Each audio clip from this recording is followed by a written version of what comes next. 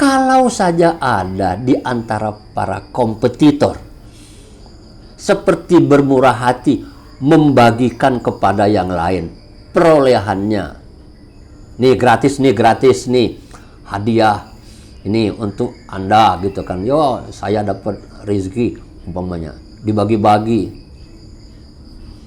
Sesungguhnya itu pencitraan saja. Sebelum perbincangan ini kita lanjutkan, jangan lupa subscribe, like, dan share kepada kawan-kawan di tempat yang lain. Assalamualaikum warahmatullahi wabarakatuh. Allahumma salli ala nabiyil hashimi Muhammadin wa ala alihi wasallim taslima. Kawan-kawan sekalian yang saya hormati, makan seperti yang sudah kita bicarakan terdahulu merupakan kebutuhan pokok, kebutuhan dasar manusia. Oleh sebab itu maka tentu saja makan itu punya manfaat. Namun demikian, di balik sisi kemanfaatan yang sering kita pahami, makan juga memiliki sisi yang tidak baik. Tidak baik bagaimana? Contohnya, karena kita butuh makan, maka kita harus mencari makan. Kalau dulu orang mencari makan itu dengan berburu. Yang diburu itu adalah hewan.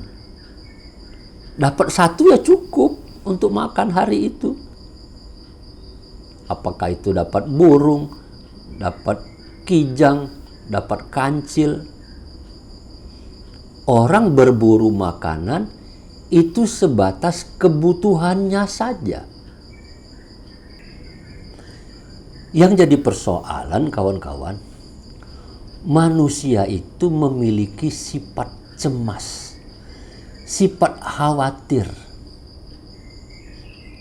Kalau hari ini dapat makan, besok dapat enggak ya? Zaman dulu, hari ini orang berburu dapat rusa. Besok berburu belum tentu dapat rusa. Mungkin cuma dapat kancil. Atau bahkan tidak dapat sama sekali. Karena melekat sifat khawatir pada diri manusia itu, maka orang mencari makan itu melebihi batas yang dia butuhkan saat itu. Maka manusia perlu mengumpulkan makanan lebih dari sekedar satu hari. Hari ini bisa makan, besok kan belum tentu. Minggu ini bisa makan, minggu depan kan belum tentu bisa makan. Akibatnya orang lalu mencari makanan itu melampaui batas yang dia butuhkan untuk disimpan. Hanya saja kawan-kawan sekalian, orang tidak bisa memberikan batasan. Sejumlah apa makanan yang harus dia simpan. Kan manusia tidak tahu hidupnya sampai seberapa lama. Yang harus menjadi kewajiban dia untuk diberi makan juga tidak pasti berapa banyak. Orang yang harus, kalau kata orang Betawi, orang yang harus diempani, jumlahnya kan bisa bertambah-tambah. Punya istri satu, nanti punya anak. Anaknya satu, nanti anaknya jadi dua. Bertambah menjadi tiga. Dan seterusnya. Lalu tanggung jawab untuk memberi makan oleh seseorang itu bertambah.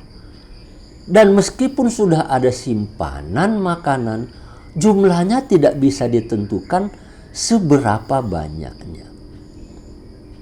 Akibatnya kawan-kawan sekalian, orang mencari makan itu tidak terbatas. Dan bisa jadi, bahkan kebanyakan orang lalu lupa diri. Seberapa banyak dia harus mencari makan. Lalu muncul candaan. Saya mencari makan sesuap nasi, sebongkah emas. Kira-kira begitu. Usaha menyimpan makanan, kalau dulu itu makanannya dimasukkan ke dalam kotak, dimasukkan ke dalam gudang. Tetapi ketika zaman modern, penyimpanannya diganti, dikonversi menjadi uang. Orang yang memiliki uang bisa ditukar dengan sejumlah makanan. Semakin banyak dia memiliki uang, maka semakin banyak juga makanan yang bisa dia tukarkan.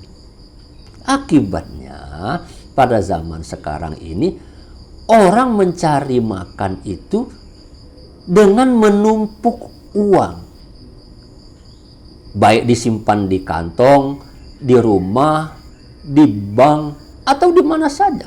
Uangnya harus banyak untuk disimpan agar bisa dikonversi atau ditukar dengan makanan.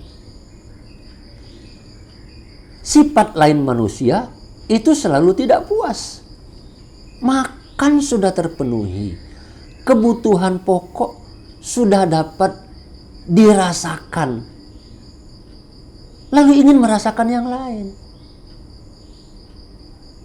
Kebutuhan manusia dengan demikian lalu meningkat. Istilahnya, lalu ada kebutuhan primer, ada pula kebutuhan sekunder, ada lagi kebutuhan tertier, dan seterusnya. Kebutuhan-kebutuhan yang lain itu merupakan pengembangan, peningkatan dari kebutuhan pokok dari makan itu tadi. Karena kebutuhan manusia itu lalu berkembang, meningkat terus-menerus, lalu manusia bekerja mencari makan juga tak terbatas. Akibatnya maka, disinilah terjadi bentrok kepentingan, konflik kepentingan antara satu orang dengan orang lain dalam mencari makanan. Orang mencari makanan akibatnya berebutan, berkompetisi, takut tidak kebagian. Dan kalau kebagian harus memperoleh bagian yang paling banyak. Terjadi kompetisi antar sesama manusia. Ketika kompetisi atau perebutan terhadap makanan itu terjadi, maka etik, norma, aturan main di dalam mencari makan, aturan main dalam mencari uang, aturan main mencari sumber-sumber kekayaan kurang diperhatikan atau bahkan ditinggalkan. Akibatnya manusia ketika mencari makan untuk memenuhi kebutuhan pokok atau kebutuhan dasarnya tadi, terjadi persinggungan, pergesekan, perkelahian, bahkan lebih jauh dari itu, peperangan untuk menjaminkan agar saya, kami, atau kita mendapatkan bagian yang sesuai seperti yang saya inginkan, maka diperlukan kekuasaan. Saya harus menguasai sumber-sumber makanan. Kita harus menguasai sumber-sumber keuangan. Sumber keuangan itu sekarang banyak sekali. Bukan hanya makanan, tetapi tambang, pasar. Semua harus diperebutkan dan harus dikuasai. Akibatnya maka Manusia lalu berebut kekuasaan. Memperebutkan kekuasaan mengakibatkan manusia lupa bahwa sebetulnya yang dibutuhkan itu tidak banyak, sekedar untuk kebutuhan dirinya saja atau keluarganya. Tetapi karena manusia sudah menjadi setan, lalu kegiatan-kegiatannya semuanya menjadi kesetanan. Tidak memperdulikan aturan main, hukum, dan seterusnya. Kalau saja ada di antara para kompetitor seperti bermurah hati membagikan kepada yang lain perolehannya. Nih gratis nih, hadiah ini untuk Anda gitu kan. Yo, saya dapat rezeki umpamanya, dibagi-bagi. Sesungguhnya itu pencitraan saja. Hanya untuk menciptakan suasana agar aman sehingga saya tetap bisa berkuasa, saya tetap bisa mengambil bagian sebanyak-banyaknya dari sumber-sumber makanan itu. Maksudnya tidak lain untuk memperkuat kekuasaan, untuk memonopoli bahkan sumber-sumber makanan.